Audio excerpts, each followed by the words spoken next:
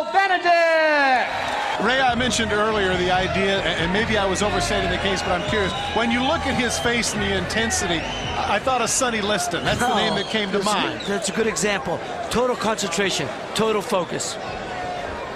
All right, heading in now, right behind him, Phil Benedict.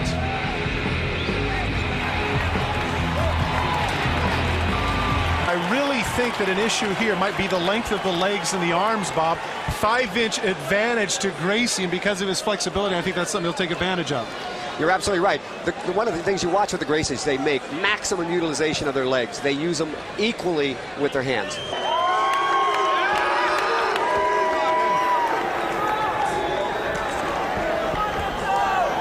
One more time, guys. 10 minutes on the ground, 22 matches. 22 minutes for the match. Any questions? Back there, please. Back in your corner, please. Well, Phil Benedict, this is his opportunity. Every fighter wants to go against the best. Be ready. And everybody has said, basically, Tom, that Gracie is the man to beat. What an opportunity for Phil Benedict, who is an alternate fighter. Absolutely. And on paper, Todd, if you didn't know anything about this and you walk in here cold turkey, this would look like a total mismatch, but it sure isn't. Well, you can bet that Phil Benedict wants this. You know, he's a grappler. This is what he wants.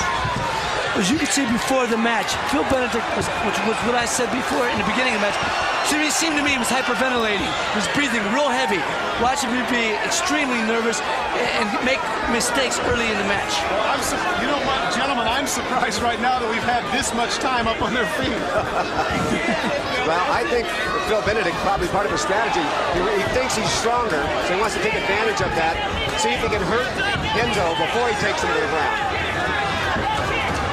Once again, you have to wonder if this is part of the plan for Gracie as well.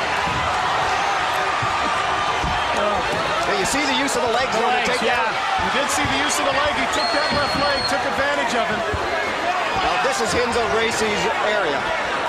He's underwater now. This is where Benedict has to be careful because he's giving up his throat. And so many times the hits to the back of the head when you're on the bottom are actually more of a problem to yourself because of your knuckles than they are to somebody else, Bob. You're absolutely right. Now, Henzo Gracie has got Phil Benedict in the mount position. It's a very powerful position to win from. You've got lots of opportunities for arm locks, chokes, neck cranks.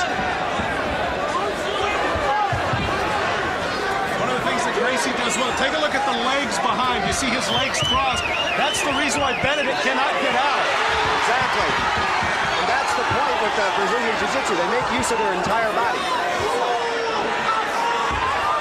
Phil Benedict has got to get out from this position.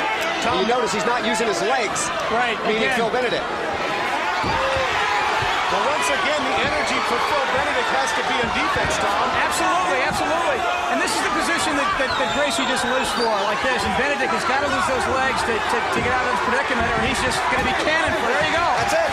It's all over.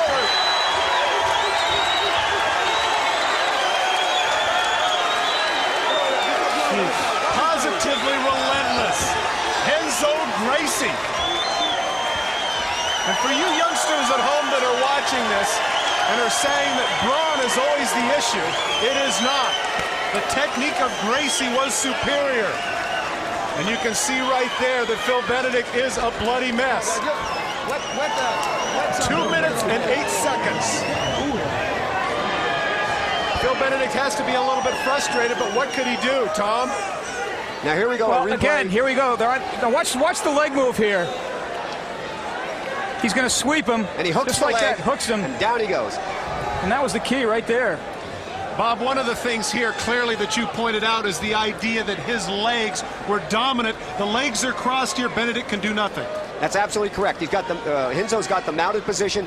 He's making him pay. He's making sure he can't think about anything except staying where Henzo wants him. And that's the whole idea of the punches. And he, like we said, he went to it. Here goes the end.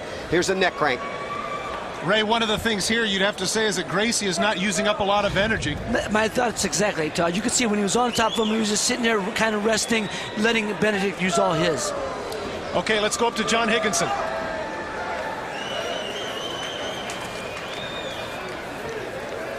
Ladies and gentlemen, the winner of the semifinals in the grappling division with a time of 2 minutes and 8 seconds, winning by submission, Henzo Gracie.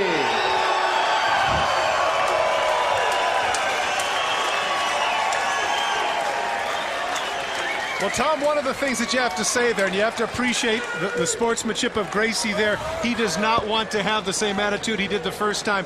This time he finishes his issue, and I got to ask you this. I asked you about the 400-pound bench press. Didn't help there. Didn't help there at all. It's technique, and it's the desire of this Gracie, the family tradition, and the ability to do things once he gets in the mat, to recover, to use his weight, and to use his legs. That's one thing he's done consistently all night, is used his legs. He's a small guy, 180 pounds, but boy, does he use his weight well.